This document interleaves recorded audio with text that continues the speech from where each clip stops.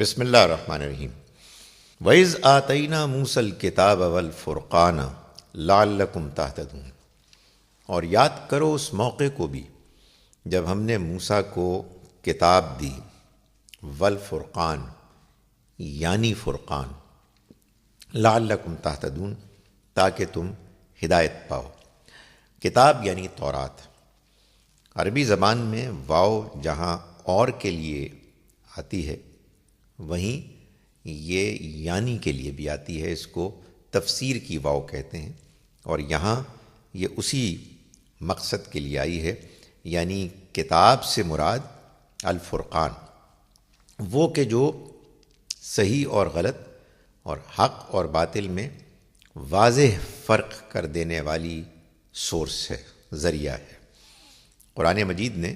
اللہ کی کتابوں کو بشمول قرآن مجید کے یہی مقام دیا ہے۔ سورہ بقرہ ہی کی آیت نمبر 213 میں اللہ تعالیٰ نے یہ بات بیان فرمائی کہ اس نے اپنے پیغمبروں پر کتاب نازل کی اور اس کے بارے میں فرمایا لِيَحْكُمَ بَيْنَ النَّاسِ فِي مَا اخْتَلَفُوا فِيهِ، تاکہ وہ فیصلہ کر دے لوگوں کے درمیان ان معاملات میں جن میں وہ اختلاف کرتے ہیں، یعنی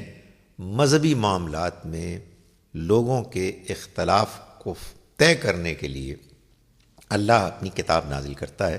فرمایا یہ ہم نے کتاب دی جو فرقان تھی، لعلکم تہتدون تاکہ تم رہنمائی حاصل کرو۔ ظاہر ہے کہ اختلافات میں آدمی کچھ الجھ سا جاتا ہے، غیر واضح ہوتا ہے، لیکن جب کتاب آ جائے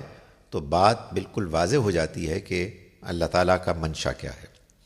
وَإِذْ قَالَ مُوسَىٰ لِقَوْمِهِ، اور یاد کرو اس وقت کو بھی کہ جب موسیٰ نے کہا اپنی قوم سے، یا قوم انکم ظلمتم انفسکم، اے میری قوم کے لوگو تم نے ظلم کیا اپنی جانوں پر، باتخاذکم العجلہ، اپنے بچھڑے کو معبود بنانے کے عمل کے نتیجے میں، فتوبوا الی باریکم، تو تم توبہ کرو اپنے بنانے والے کے حضور میں، فاقتلوا انفسکم، چنانچہ تم قتل کرو اپنوں کو، ذالکم خیر لکم عند باریکم، یہ بہتر ہے تمہارے لیے تمہارے بنانے والے کے پیش نظر، تمہارے بنانے والے کی نگاہ میں، فتاب علیکم، تو تم نے اس کے حکم کو پورا کیا تو اس نے تمہاری توبہ قبول کی، انہ هو التواب الرحیم، یقیناً وہ بہت توبہ قبول کرنے والا، رحم کرنے والا ہے۔ اللہ کے رسولوں کے معاملے میں اللہ کا یہی قانون ہے کہ اگر ان کی موجودگی میں بات کے واضح ہو جانے کے باوجود اگر قوم کے لوگ شرک کریں، کھلا انکار کریں، تو ان کی انتہائی سزا قتل ہے، جو ان کے معاملے میں بھی ہوا کہ جو بنی اسرائیل میں سے براہ راست اس جرم میں مبتلا ہوئے کہ انہوں نے بچھڑے کو معبود بنا کر پوجا، تو اللہ تعالیٰ نے ان لوگوں کو کہ جو اس عمل میں شامل نہیں تھے ان کو حکم دیا کہ وہ اپنے اپنے ان رشتہ داروں کو قتل کریں کہ جنہوں نے کہ یہ جرم عظیم کیا، اور ان کو اس لیے یہ حکم دیا گیا کہ ظاہر ہے کہ ان کی موجودگی میں یہ سب کچھ ہو رہا تھا، لیکن انہوں نے آگے بڑھ کر ان کو اس سے نہیں روکا۔ تو جب انہوں نے یہ کام کیا، اور بائبل سے معلوم ہوتا ہے کہ اس روز 3000 لوگ